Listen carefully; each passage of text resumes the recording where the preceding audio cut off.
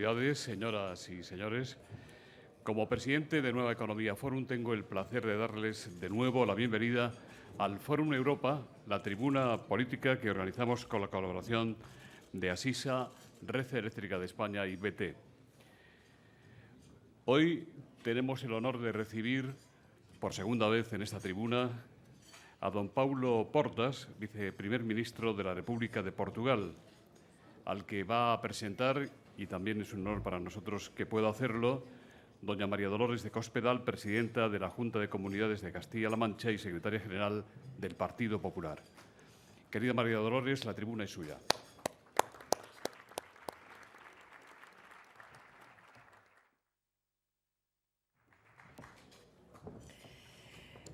Muchas gracias. Muy buenos días a todos.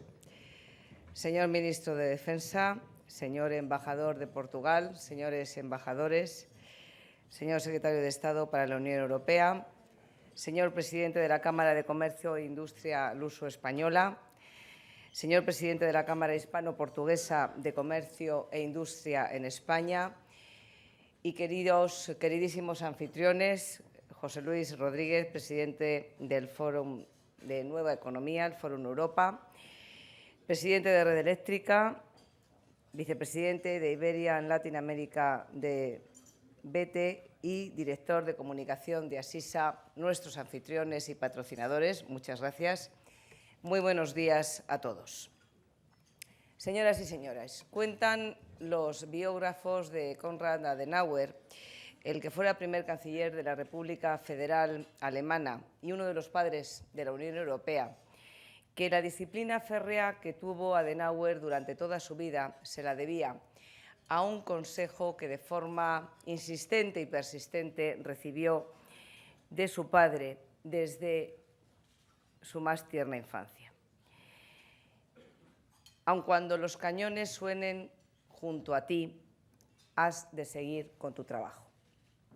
Esta es una máxima para los grandes políticos, yo diría que es una máxima para todos los hombres y mujeres grandes prácticamente en cualquier actividad de la vida. Y desde luego es una exigencia que Paulo Portas, trabajador incansable y con una muy exigente vocación política, ha tenido siempre especialmente presente en estos momentos de dificultad, sobre todo para su país. Un país, Portugal, al que ama por encima de todas las cosas.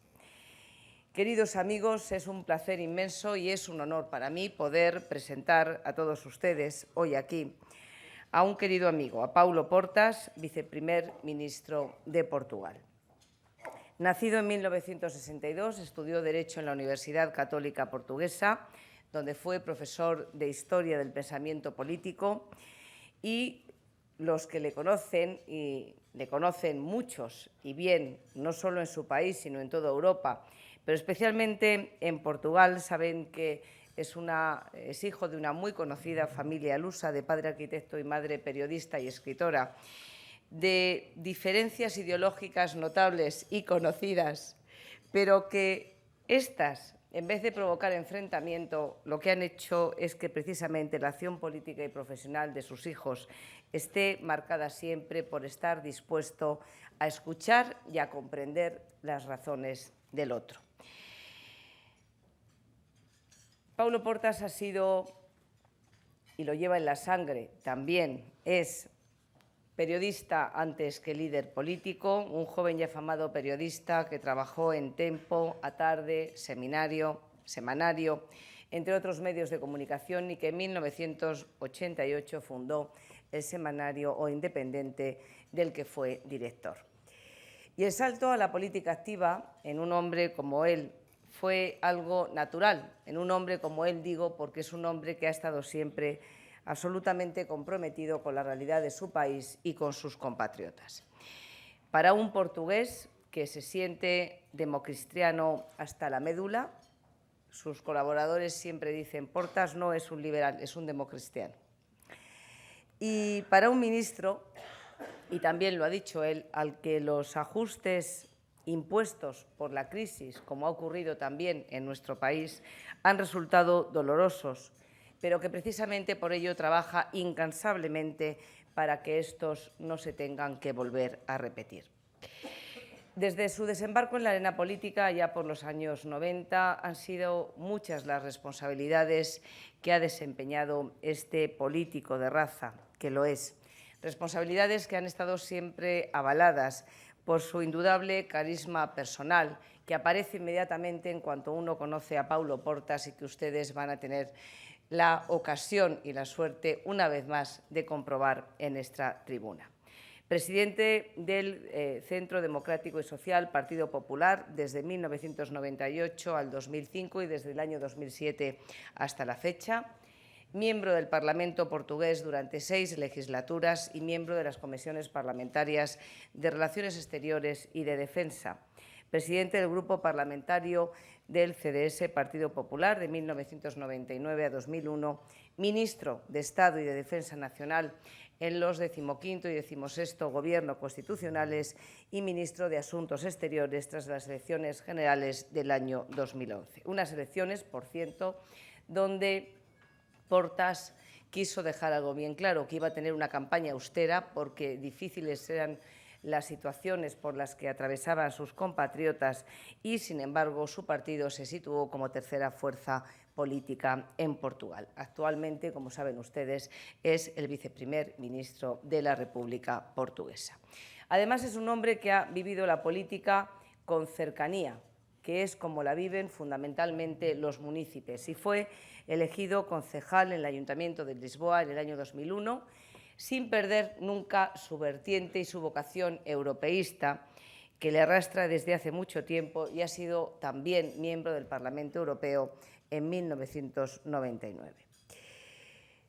Ese estrecho lazo que le une a las necesidades de los portugueses ha hecho que Paulo Portas siempre haya destacado por encima de todo el profundo compromiso que su partido político tiene en el ámbito social y también la fuerte dimensión social, en el más amplio sentido de la palabra, que tiene su formación política. Un monopolio que no está dispuesto a ceder a la izquierda. Y ha demostrado siempre que ha anhelado ese Portugal grande, fuerte y protagonista de su propia historia y de la historia de Europa, egregio y protagonista de su propio destino, como dijera y admirara uno de sus más admirados personajes de la historia de su país, Juan II de Portugal.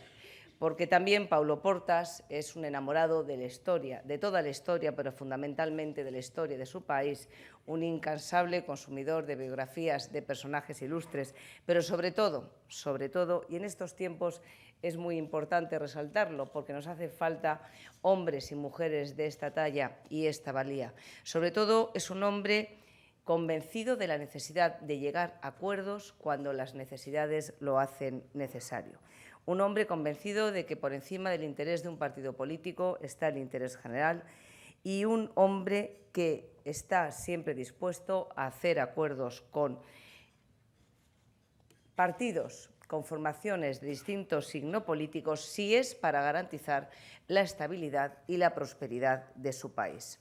Convencido también de la renovación de la derecha portuguesa, de hacer de ella una corriente ideológica moderna, ilustrada y cosmopolita, acompasada con el ritmo de los tiempos. El julio pasado, tras una crisis de gobierno, como saben ustedes, el primer ministro portugués, Pedro Passos Coelho, le nombró viceprimer ministro de Portugal y le encomendó 3 tareas que son especialmente relevantes para su país, para el futuro de Portugal y para el futuro de la Unión Europea. La coordinación de las políticas económicas, las relaciones con la Troika y la reforma del Estado, de la Administración del Estado, para hacerlo más ágil y más flexible, sin burocracia y volcado al servicio de los ciudadanos. El alma de periodista que impregna el hacer político de Paulo Portas, no sé si por el viejo aforismo americano del periodista aquel de si tu madre dice que te quiere, primero compruébalo, o porque es conocido y destacado su participación en rotativos y en medios muy conocidos de su país, hace esta forma de vivir la política, que sea un político concienzudo a la hora de examinar los problemas, meticuloso, comprobador de los hechos para llegar al fondo de las cosas, que es algo también muy importante en la actividad política. Un mandatario que, como lo van a comprobar en un momento, y para aquellos que le conocemos, se desenvuelve con un espíritu y con una energía y un optimismo propio de un principiante, empeñado en sacar a Portugal de la grave crisis que atraviesa, que está empezando ya a abandonar, y que nunca más se vuelva a poner en cuestión su independencia financiera y su soberanía como país. Queridos amigos, decir que Paulo Portas es portugués, pero que también es un poco gallego, es decir muchas cosas. Y yo quiero resaltarlo porque el pasado y el presente y también el futuro de nuestros respectivos países están ligados, como ligadas están también nuestras aspiraciones. Su infancia en Tomiño, en Pontevedra, hizo que, como van a comprobar ustedes, además de por otras cosas y por su vasta cultura, hable un español perfecto. En cualquier caso, su biografía y su vida son una metáfora de los entrañables lazos que nos atan y del importante esfuerzo que tanto España como Portugal como España, tenemos que hacer para alcanzar el lugar de honor que nos corresponde en la Unión Europea. En esa Unión Europea que soñaron nuestros padres, en esa Unión Europea que soñamos hoy tanto los españoles como los portugueses. Y en esa Unión Europea que, como escribiera en su día Adenauer, era necesaria tras el fin del nazismo, y hoy también lo es, porque solo quedó, decía Adenauer entonces, solo queda hoy una vía para salvar nuestra libertad política, nuestra libertad personal, nuestra seguridad, nuestra forma de vida desarrollada durante siglos, y que tiene como base un concepto cristiano y humano del mundo. Y esa forma es la firme conexión con los pueblos y países que tengan las mismas opiniones que tenemos nosotros sobre el Estado, la persona, la libertad y la propiedad. Seguro que estas palabras no hay nadie mejor para hacerlas suyas que el propio Paulo Portas, al cual, muy honrada, le doy la palabra. Muchas gracias. Moitas gracias.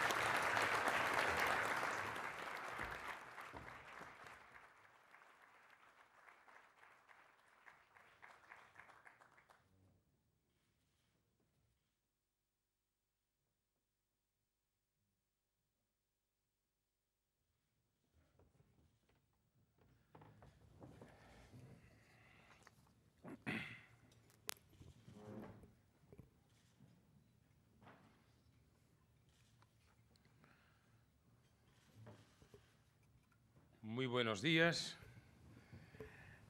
Yo quería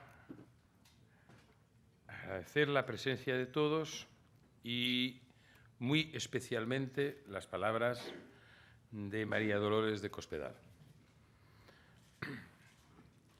Quería saludar al ministro de Defensa, al secretario de Estado por temas europeos, a los diputados, a los senadores, a los embajadores, a los periodistas, a los socios, a las cámaras, a los invitados y si me permiten, una palabra especial para los portugueses que viven acá. Yo quería agradecer a María Dolores de Cospedal sus palabras. Una política de raza. Esto se podría decir de María Dolores de Cospedal. Y quería decirle también que hace un año, creo, no más que un año, yo estuve exactamente en esta sala, en este hotel. Yo creo que era necesario algún optimismo para creer las palabras que dije a la época. Yo me acuerdo que la mayoría de las cuestiones eran sobre la recesión, sobre el ajuste. Y vivíamos entonces lo que yo he llamado los años de plomo, años muy difíciles. Hoy por hoy, un año pasado, yo creo que las preguntas ya no serán sobre la recesión, porque se quedó para atrás el año pasado, en Portugal como en España. Y me gustaría mucho salientar aquí también cómo, además de vecinos que se conocen hace siglos, tan cercanos y tan diferentes, pero amigos, vean ustedes cómo son vidas paralelas las vidas de Portugal y de España en esos últimos años. Portugal y España tuvieron una crisis de deuda. Los que las crearan no la arreglaran. Tuvimos unos y otros una recesión durísima. Sufrimos un problema de paro que es lo más serio, política y socialmente. Tuvimos rescates generales o parciales. España ha terminado su rescate. Portugal va a terminar su rescate. España ya no está en recesión. Portugal ya no está en recesión. No hay lugar a un optimismo irresponsable, pero podremos decir con seguridad y con fortaleza de carácter que hicimos lo que se exigía, y era mucho, para que nuestros países pudieran recuperar su autonomía.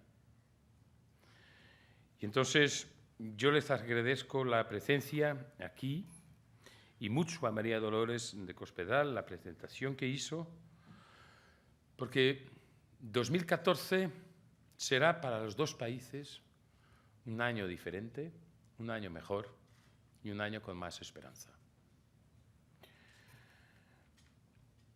Yo gustaría de decir alguna cosa antes del debate sobre los hechos, las causas y las consecuencias. Y hablaré mi castellano, que me acuerda a mi infancia, a 15 kilómetros de Portugal, y alguna vez utilizaré despacito el portugués para que todos me comprendan. Pero para los que estaban acá hace un año, y los que están hoy, yo empezaría exactamente por los hechos, los factos. Y aquí, como hablo estrictamente de Portugal, voy entonces a utilizar el portugués.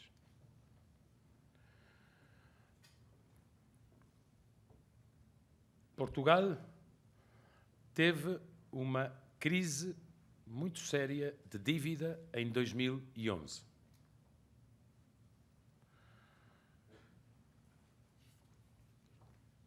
Tuvimos que hacer un ajuste con tripla dificultad. Recesión en Portugal, recesión en España y recesión en la zona euro, con lo grado de integración económica que tenemos. Pero fue también una oportunidad para hacer reformas. Yo siempre me acuerdo de lo que decía Padre Arrupe: el mundo anda solo, pero depende de ti que ande contigo. Y las crisis también son oportunidades para razonar y reformar. Hicimos reformas muy importantes en las leyes de trabajo, de justicia económica, de licenciamiento industrial, de competencia, y esas reformas flexibilizan nuestra economía. Yo, ¿qué quería deciros como hechos, como factos de lo que vivimos hoy en Portugal? Primeiro, terminou a recessão técnica. Segundo, tivemos 2 trimestres com crescimento económico acima da zona euro. Os indicadores sobre o último trimestre de 2013 são positivos, mas ainda não estão confirmados. Terceiro, a maior fratura social em Portugal, que é o desemprego, tem hoje uma evolução lenta, mas constante, para melhor. O paro, o desemprego, estava em 17,7 há um ano, a seguir 16,4, depois 15,6 e está, no fim de 2013, em 15,3. Quarto, os indicadores de confiança das famílias, dos consumidores, dos empresários, são os melhores dos últimos 5 anos. Quinto, tivemos o melhor ano de sempre das nossas exportações em 2013. Algumas entidades internacionais diziam que Portugal já não conseguiria exportar mais. O setor exportador significava, há poucos anos, menos de 30% do nosso produto.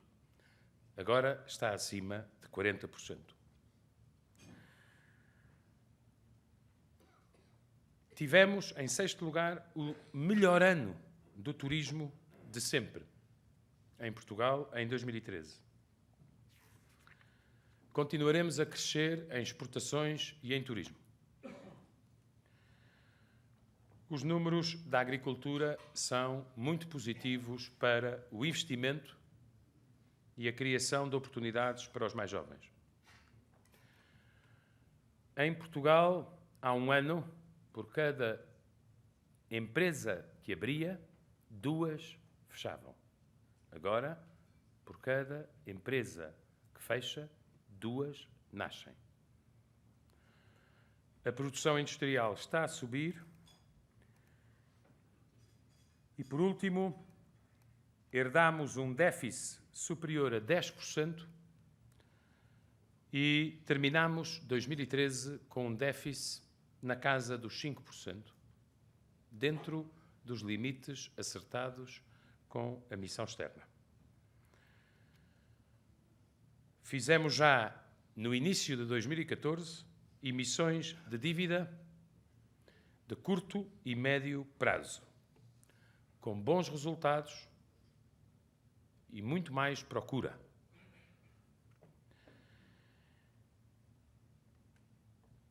Concluindo,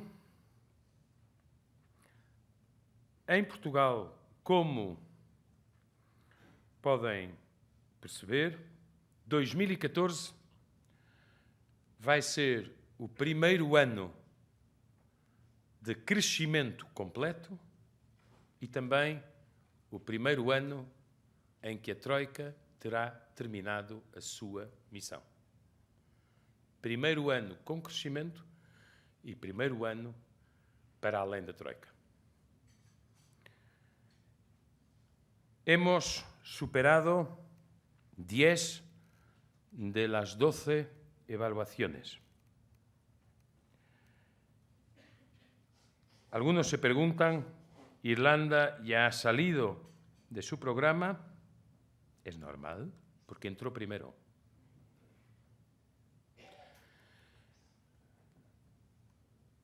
Nuestro programa finaliza en mayo y nuestra política fue siempre tener y sufrir y superar un solo rescate.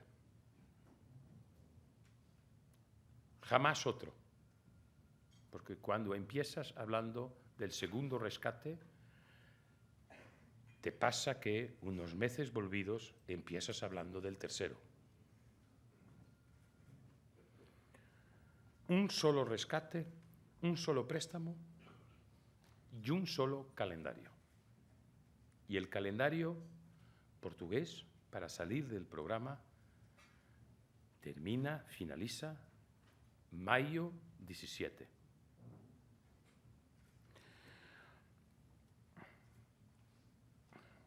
Yo quiero saludar los esfuerzos que en estas vidas paralelas, yo me estaba acordando que nuestras vidas son tan paralelas que hasta las exportaciones de Portugal a España y de España a Portugal están no solamente físicamente vecinas, como las estadísticas son gemelas. En 2013, hasta noviembre, las exportaciones de Portugal para España, España es nuestro primer cliente, crecieran 12,9%, las exportaciones de España a Portugal en el mismo periodo crecieran 12,8%. Os queda un mes para conseguir la décima que falta. Y yo quería saludar los esfuerzos hechos por la sociedad española y por el Gobierno de España para superar su rescate parcial del sistema financiero. Es decir, que no solamente los que tienen que arreglar, y es ingrato tener que hacerlo en las durísimas condiciones que sea en Lisboa, sea en Madrid, hemos vivido. No solo los que tienen que arreglar el problema, no son los que crearan el problema, como cuando el problema está en el perímetro financiero, muchas veces es la sociedad que tiene que participar en la solución de un problema que le era ajeno. Y yo quería saludar que España ha salido ya de su recesión también. Todos conocemos el boom de las exportaciones españolas, paralelo al nuestro. Los señales positivos que vienen de la creación de empleo y las perspectivas de crecimiento económico para 2014. Como naciones lo hemos merecido. Solo es posible pasar en 3 años de un déficit de 10% a un déficit de 5%, como nosotros hicimos, con mucho esfuerzo y sacrificio. La gente lo pasó muy mal y hay que respetar incluso su decepción.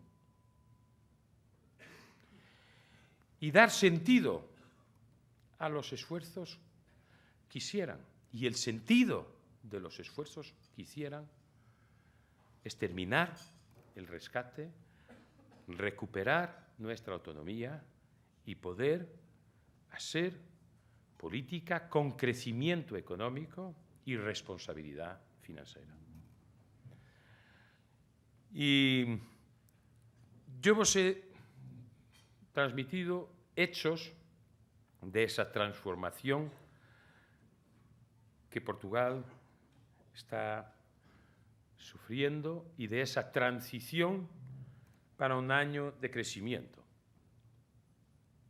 Es muy interesante cómo a veces evolucionan las opiniones.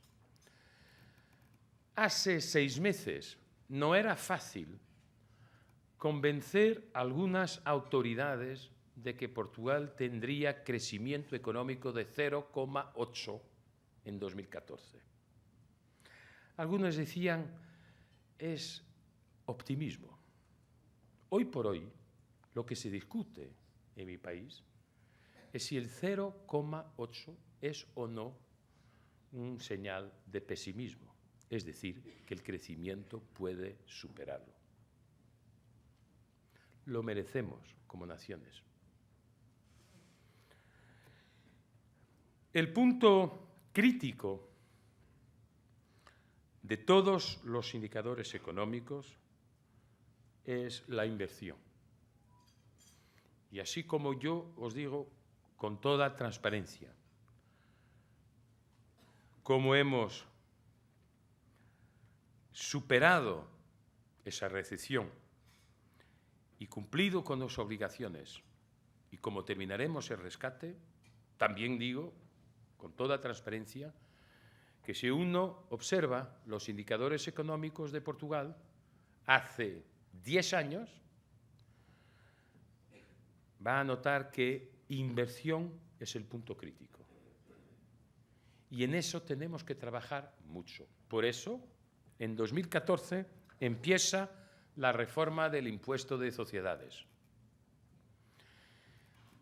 Ustedes saben que cuando hay una troika general, hasta está escrito en el memorándum que no se pueden hacer bajadas de impuestos sin consentimiento de la micción externa. Pueden ustedes, por este pequeño detalle, comprender cómo es vejatorio para una nación, y además la más vieja nación de fronteras estables de Europa, tener que discutir con sus credores hasta el detalle de si se puede o no hacer una reducción de tasas para la competitividad económica. Bueno, pero lo hemos hecho y conseguido. En 2014 empieza una reducción del impuesto de sociedades. Y en los próximos 4 años vamos a reducir cada año un poco más. Nuestro impuesto de sociedades estaba en los menos competitivos. Va a quedarse entre los más competitivos.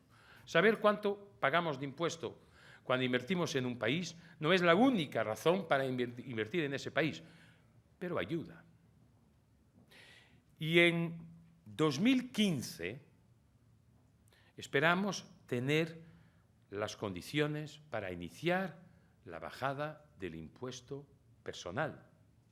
En 2014, lo de las empresas para dar un empuje al crecimiento y al empleo, y en 2015 iniciar la bajada del impuesto personal, valorizando trabajo y familia. Pero para eso hay que tener finanzas responsables. Una de las cosas, y eso quería ahora ir a las reflexiones finales antes de nuestro debate, se aprende mucho teniendo que gobernar en circunstancias como esas en España y en Portugal. Yo diría que no se desea a nuestro mayor adversario tener que gobernar en esas circunstancias, que además no fueran criadas por gente de las convicciones del gobierno de Portugal o del gobierno de España. Pero se aprende mucho. La primera cosa que yo quería decir, siempre que tienes una crisis de deuda, te quedas o sin libertad o sin autonomía. Y esto como Estado, porque si eres ciudadano, siempre que tienes una crisis de deuda, o te quedas con más paro o te quedas con más impuestos, o las dos cosas. Uno tiene que aprender con las cosas que vive. Es por eso que, como dijo María Dolores de Cospedal, yo tengo una obsesión. Yo no quiero ver en Portugal ninguna otra vez una micción externa o colocar mi país en la situación de dependencia de los credores. Una crisis de deuda te hace sufrir como país o la libertad o la autonomía, y ninguna de las cosas es buena. Segunda reflexión que yo dejaría a esta audiencia. Es muy fácil gobernar gastando, pero es también importante gobernar ahorrando. Yo diría más. Quien pasa por una situación como Portugal y más específicamente en el sector financiero España, sabe una cosa. Es muy fácil gobernar endeudando las generaciones que vienen. Pero un día toca pagar. Y en ese día no son los que gastaran ni los que endeudaran que van a pagar. Son todos, incluso aquellos que jamás han autorizado tanta deuda y tanto gasto. Otra cosa que me parece muy clara es que deudas de hoy son impuestos de mañana. Es por eso que yo creo que la cuestión política, desde el punto de vista de filosofía política, que tenemos que discutir sobre la deuda, es que hay un límite al egoísmo de una generación sobre otras. La deuda que yo contraigo hoy van a pagarla aquellos que no son aún nacidos. Es por eso que yo estoy fundadamente de acuerdo, desde el punto de vista de filosofía política, y he luchado por eso en mi país, con lo que hizo España, y felicité al presidente del gobierno de España, que estaba a la época a la oposición, cuando España incluyó en su Constitución un límite o la regla de oro de las finanzas públicas. Eso ayudó a España a evitar un rescate general, porque se aumentó la confianza en el momento más crítico. Es por eso que políticamente yo diría,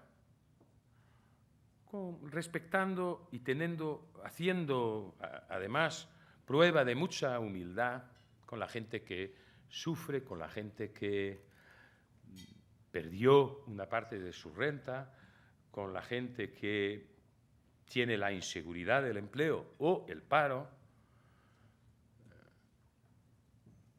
La gente tiene lo que llamamos allá bon senso, que es el principio del consenso, es tener bon senso, ¿no? La gente tiene bon senso. Y a pesar de todas las dificultades, hay una cuestión política interesante para hoy y hay una cuestión política interesante para mañana. Y todos vamos a tener que estar con altura de miras, capaces de contestar a esas preguntas. Cuando uno pasa por una situación tan difícil como aquella que Portugal pasó, yo voy a elegir la gente que creó el problema y yo voy a elegir la gente que tuvo la ingrata tarea de tener que resolver el problema. Eso es una cosa muy práctica, pero yo diría que el bon senso es buen consejero en esa pregunta. Pero hay una otra, sobre todo para después del mayo 17, en el caso de Portugal. No hay ningún pueblo que pasa por un rescate como el nuestro sin tirar consecuencias. Y el primer instinto, después de terminar el rescate, después de tener la prueba de que los sacrificios fueran útiles para que Portugal recupere su soberanía, hay una pregunta, una pequeña cuestión que va a colocarse a todos. ¿Quién me garantiza que no volveremos a caer en la misma situación?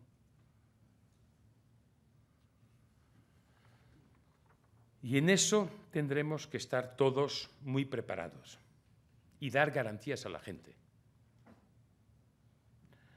Por fin, como aquí citó con argumentos muy europeos y europeístas María Dolores de Cospedal, yo os dejaría solo 2 o 3 reflexiones sobre Europa.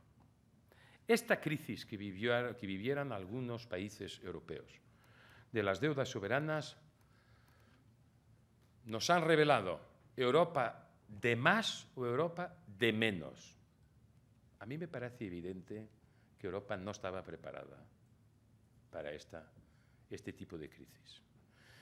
Y que sea la gente de derechas, de centro o de izquierdas, básicamente toda la gente comprenderá que no se puede tener una sola moneda y 27 o 28 políticas económicas totalmente distintas o contradictorias.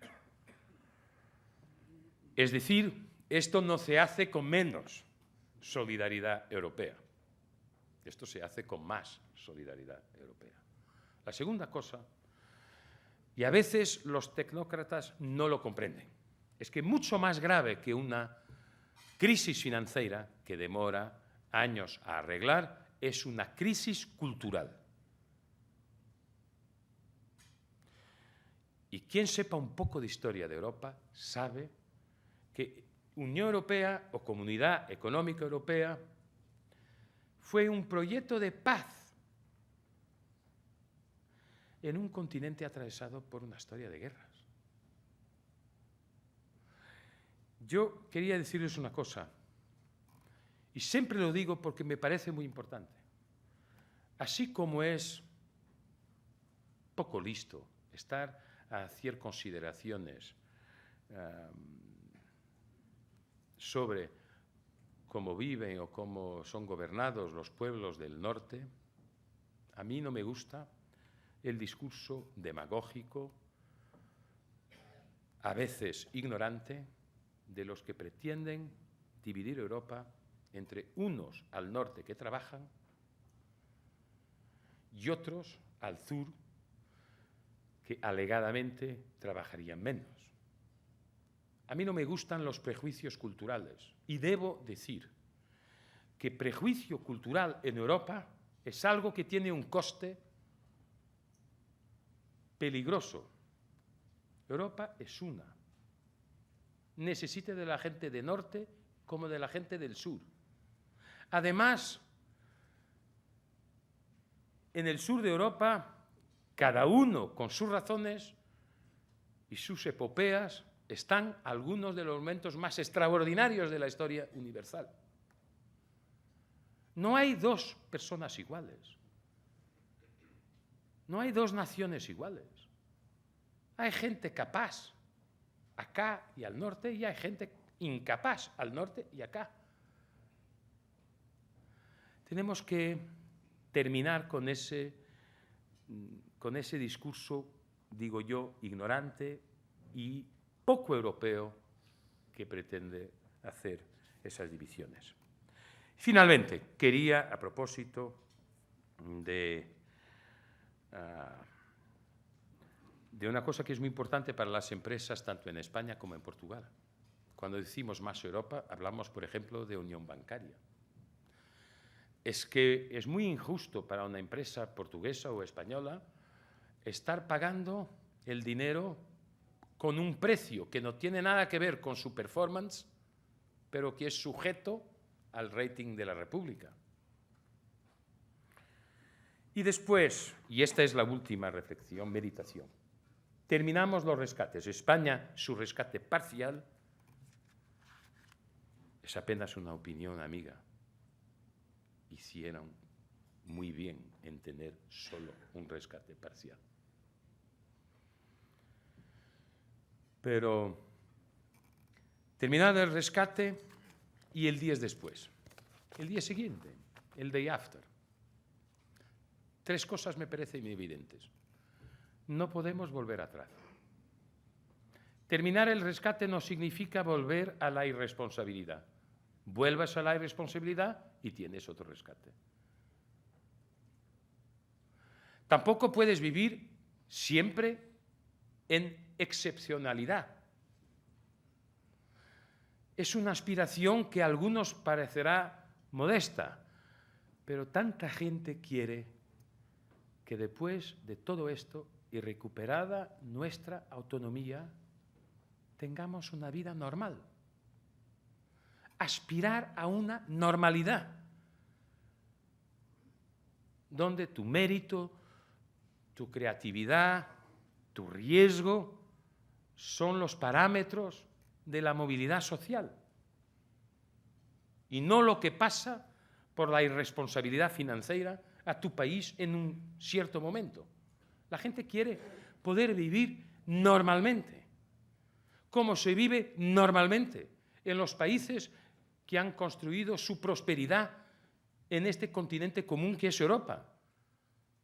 Y entonces, si no podemos volver a la irresponsabilidad, si no podemos vivir en excepcionalidad para siempre, hay que ser capaces, con consenso y con buen senso, de definir lo que es la normalidad, para tener crecimiento sostenible y finanzas responsables. Y hay que decirlo con mucha honestidad a la gente. No volveremos a lo irresponsable. No es posible vivir siempre en excepción.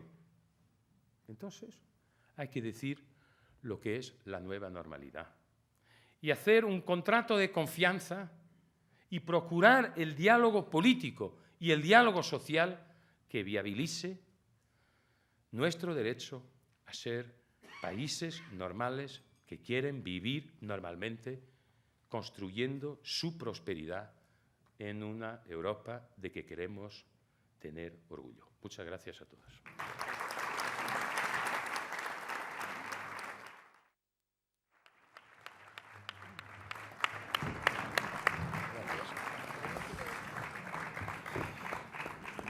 Muchas gracias, señora de Cospedal. Muito obrigado, vicepresidente Portas. Su gobierno está preparando una primavera portuguesa, un paquete de medidas bajo los auspicios del Programa Europeo 2020, que incluirá inversiones en infraestructuras e incentivos a la competitividad. ¿Podría adelantarnos algo sobre estas medidas y sus objetivos, que serán dados a conocer próximamente con más detalle? Bueno, yo creo que una de las razones que explica que el empleo esté recuperando y que el crecimiento esté sorprendiendo hasta mucha gente en las instituciones internacionales es que la reforma laboral, la reforma de las autoridades y leyes de competencia, la reforma de la justicia económica, para citar apenas 3 ejemplos, están dando frutos. Ahora tenemos en 2014 2 puntos. Uno ya he hablado, tiene que ver con el impuesto de sociedades, que empezó bajando y que seguirá bajando los próximos 4 años.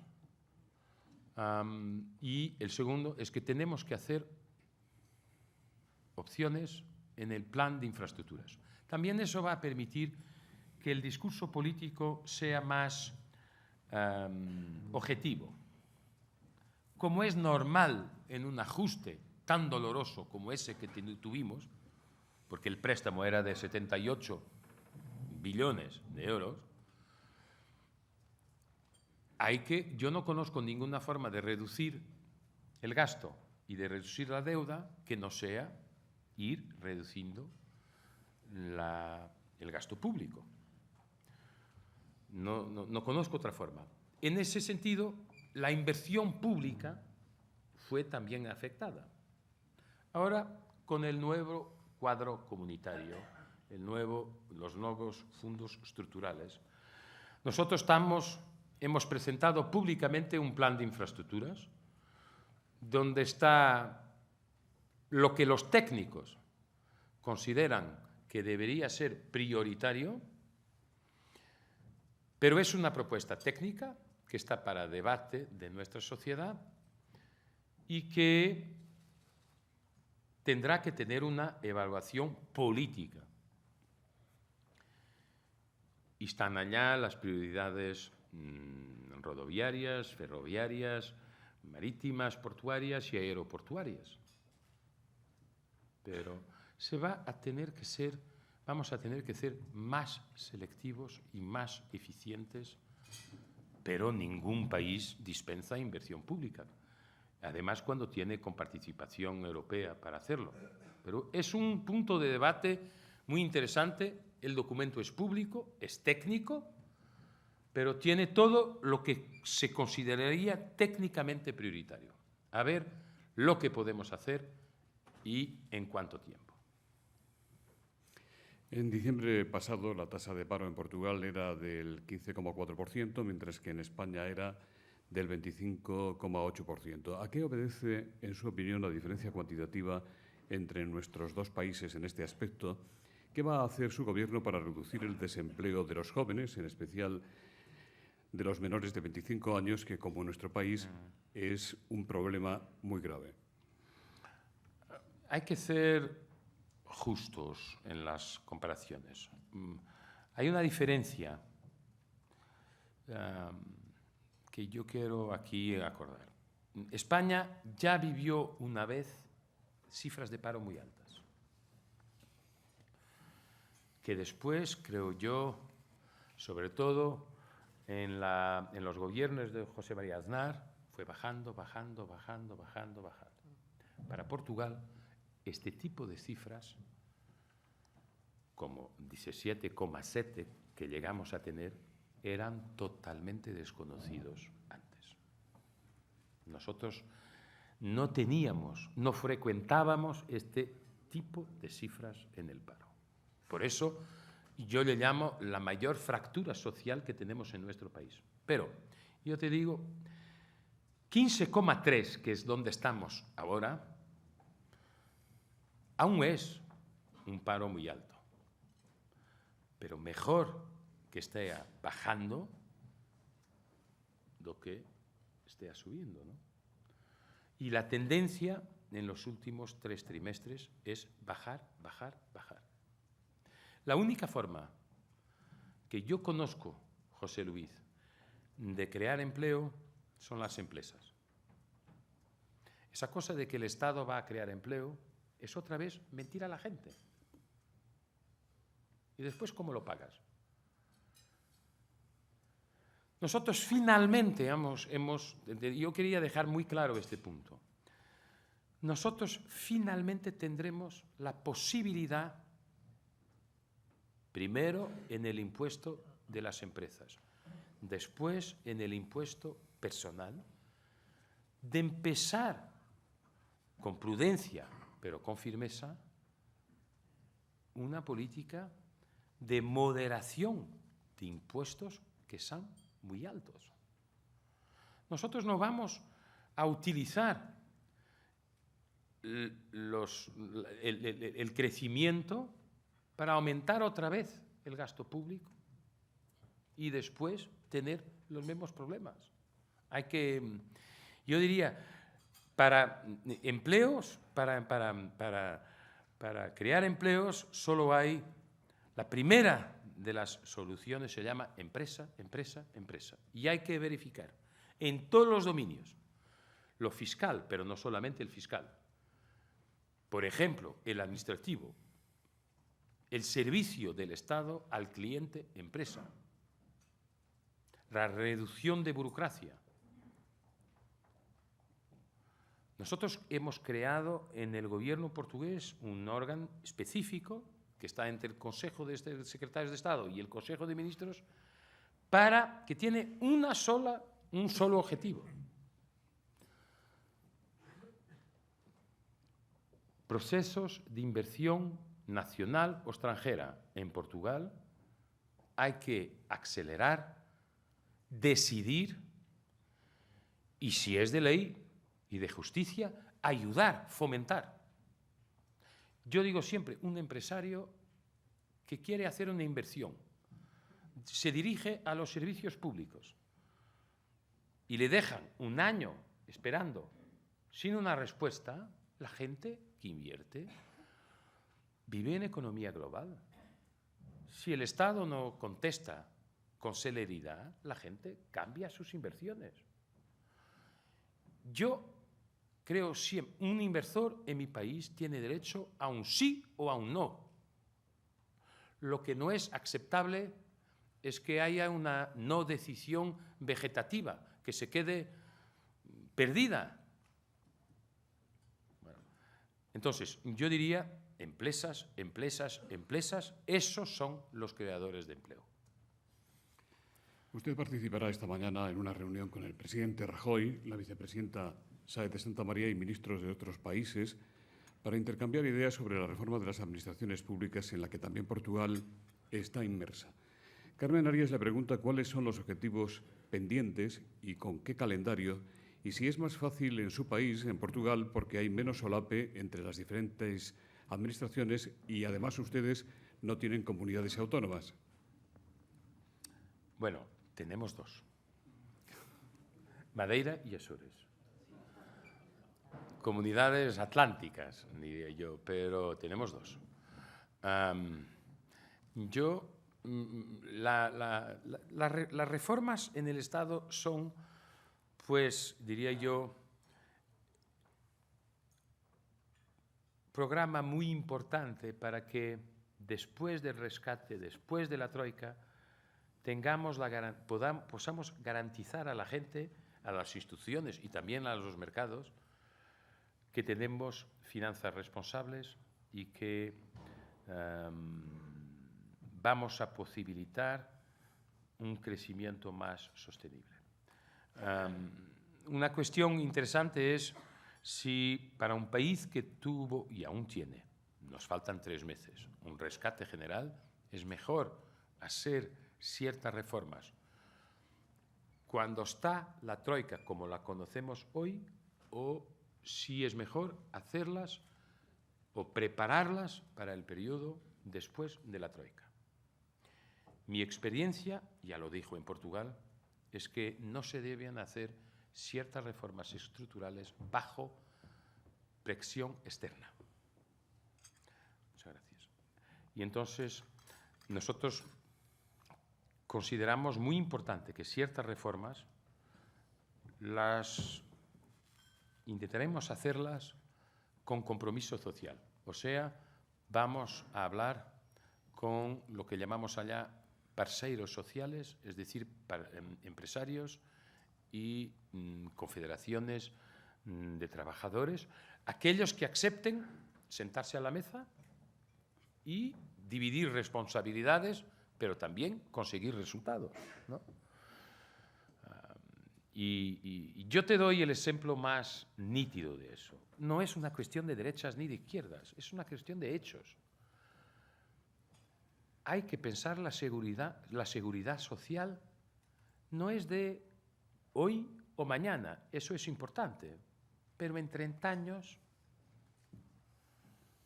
¿qué vamos a poder decir a la gente si no hacemos nada hoy? Yo digo, ¿por qué no es un problema de derechas ni de izquierdas? ¿Qué es que sufrimos, sea en España, sea en Portugal? Un invierno demográfico. Nosotros tenemos cada vez menos activos para pagar cada vez más pensiones de pensionistas que felizmente viven cada vez más años. Esto no es una cuestión de derechas ni de izquierdas. Es una cuestión de sostenibilidad. Si no hay suficientes activos, suficientes jóvenes, y las pensiones serán cada vez más por más años, hay que sostener el equilibrio entre generaciones. Nuestro sistema es básicamente un sistema de repartición, no de capitalización.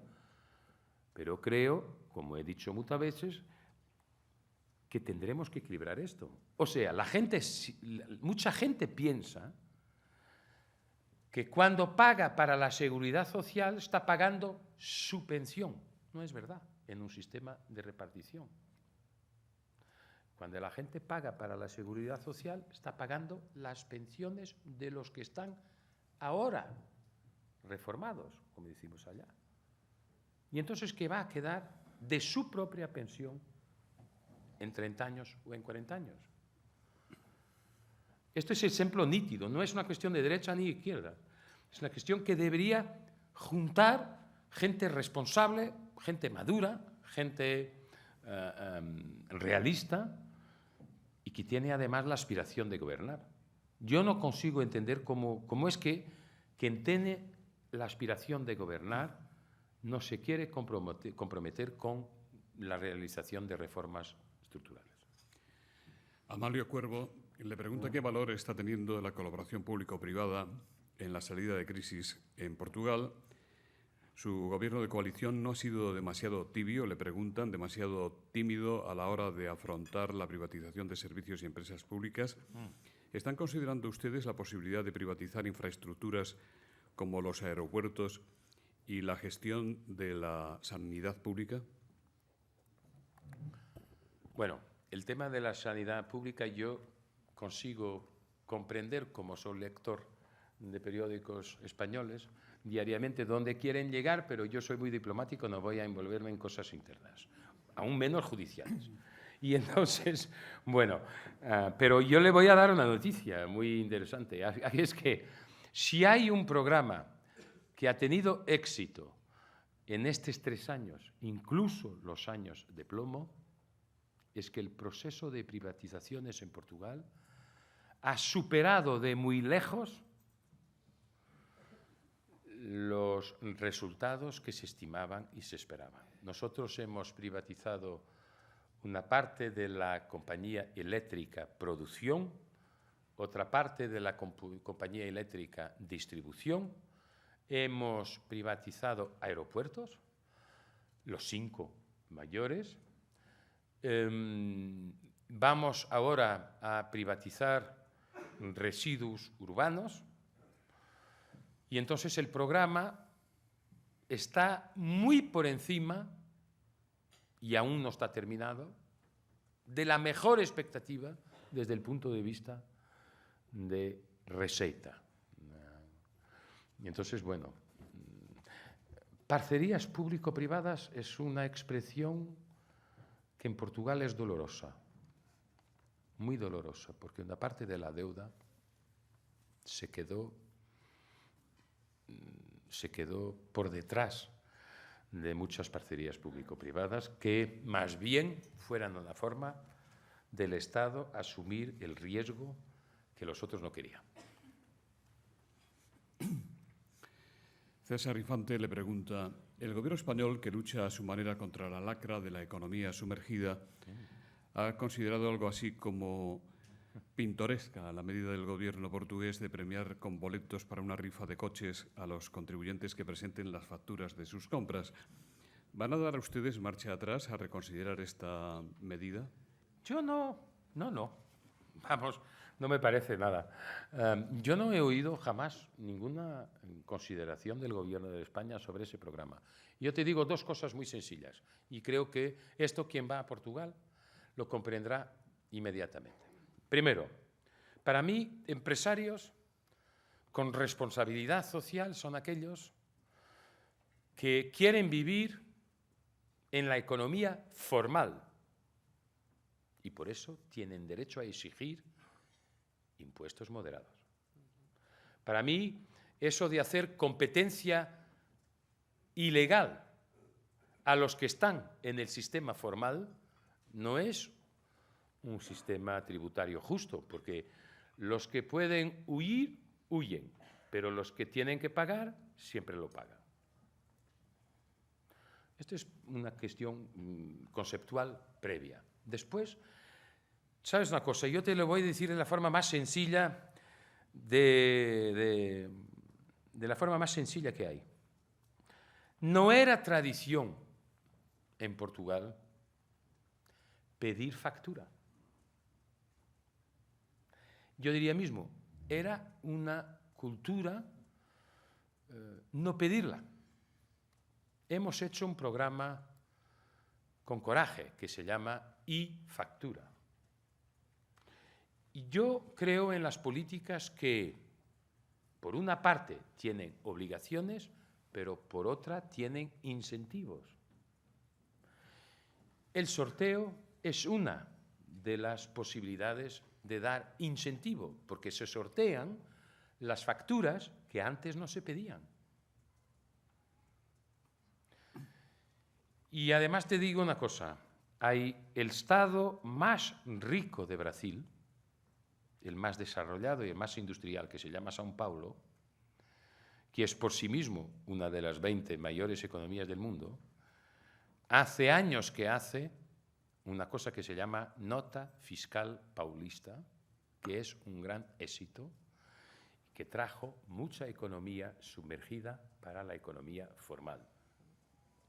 Se puede invitar a la gente a hacerlo de una forma no solamente mandatoria, pero simpática, mejor. O sea, que usted animaría, le dice Daniel Tordable, de Radio Intereconomía, al gobierno español a implantar a implantar la factura de la suerte para ¿Sabe? ayudar a pagar Pero el quiero IVA. decir, José Luis, sabes que yo fui canciller, y como canciller uno aprende a no meterse en líos, ¿no? Y yo no voy a decir nada sobre la política fiscal española. La única cosa que yo voy a decir, pero sigo con mucha atención, yo veo lo que dice el presidente del gobierno. España también va a hacer, en la medida del posible, reducciones en el impuesto personal. Es una razón más para que Portugal lo haga, porque tenemos las economías muy integradas y no podemos perder competitividad. Pero te voy a decir una cosa. Tú solo puedes hablar de factura de la suerte porque hay factura. Si no tienes factura, azar tuyo. ¿Vale? Puedes hablar de factura de la suerte porque hay factura. Y eso, lo normal, yo te digo, yo hoy por hoy, bueno, te doy un ejemplo, lo más sencillo. Además, me permite pedir un café, un expreso. Yo tomo muchos cafés, demasiados. Cada vez que tomo un café, hoy por hoy, en Portugal, yo voy con el número identificativo de contribuyente y pido a la gente, deme la factura. Eso es lo normal. Yo no quiero ser, ¿sabes una cosa? Yo para bajar impuestos necesito una base fiscal equitativa. Y no es equitativo que unos puedan huir y otros tengan siempre que pagar. Esto es mi posición de principio, pero además sujeta a controversia. ¿Cómo ve el resultado de las próximas elecciones europeas en Portugal? Y hablando de elecciones, pero las portuguesas, las legislativas portuguesas, ¿cree usted que ha desaparecido la amenaza de unas elecciones anticipadas en su país? Bueno, yo te voy a decir sobre la segunda.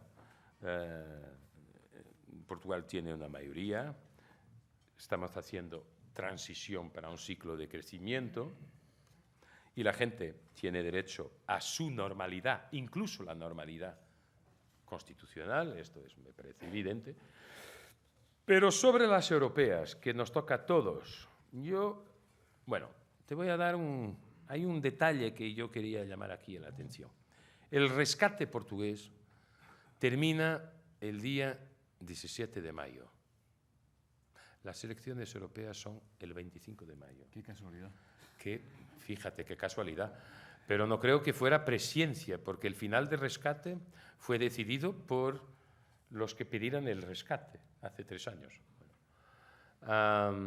Pero el rescate termina el 17 de mayo. Las elecciones son el 25 de mayo.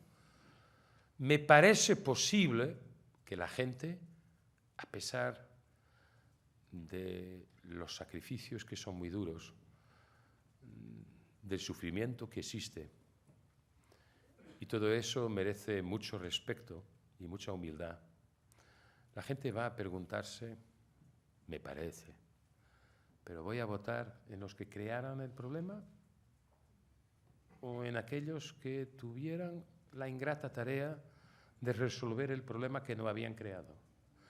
Y además, es posible que la gente se pregunte, bueno, hemos tenido un rescate, hemos hecho sacrificios, ese sacrificio se miden en impuestos demasiado altos, en paro demasiado alto. Y ahora que terminó el rescate y Portugal recuperó su soberanía, yo me pregunto, ¿quién me garantiza que no volveremos a caer en una situación como esa terrible que hemos vivido en esos 3 años? La gente va a meditar. Yo confío en la elección de la gente. Siempre acepto los resultados como demócrata. No hay lugar a ningún triunfalismo. Yo acepto la gente. Yo creo que la gente va a hacerse preguntas. Y los políticos tendrán que contestar. Por ejemplo, a EZA. Ahora que pasó el rescate, porque es una semana después, ¿quién me da garantías de que no volveremos a caer en una situación en que tengo, por desespero, que bater a la puerta de los creadores y pedirles dinero para pagar cosas básicas, como salarios y pensiones?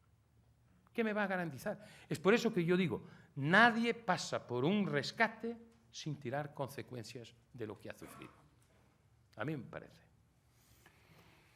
Doña María Dolores, ¿quiere usted añadir algo? Muchas gracias. En nombre de las entidades que hacen posible este foro, Red Eléctrica de España, Asisa y BT, el consejero delegado de esta última en España y Portugal, don Jacinto Cabestany, va a despedir el acto. Muchas gracias, señora de Cospedal y señor Portas, por atender a este acto. Desde luego, agradecerle, señor Portas, su discurso europeísta y de articulación norte-sur, porque sin ninguna duda Europa sin su sur no sería Europa. Así que muchas gracias, obrigado por su presencia.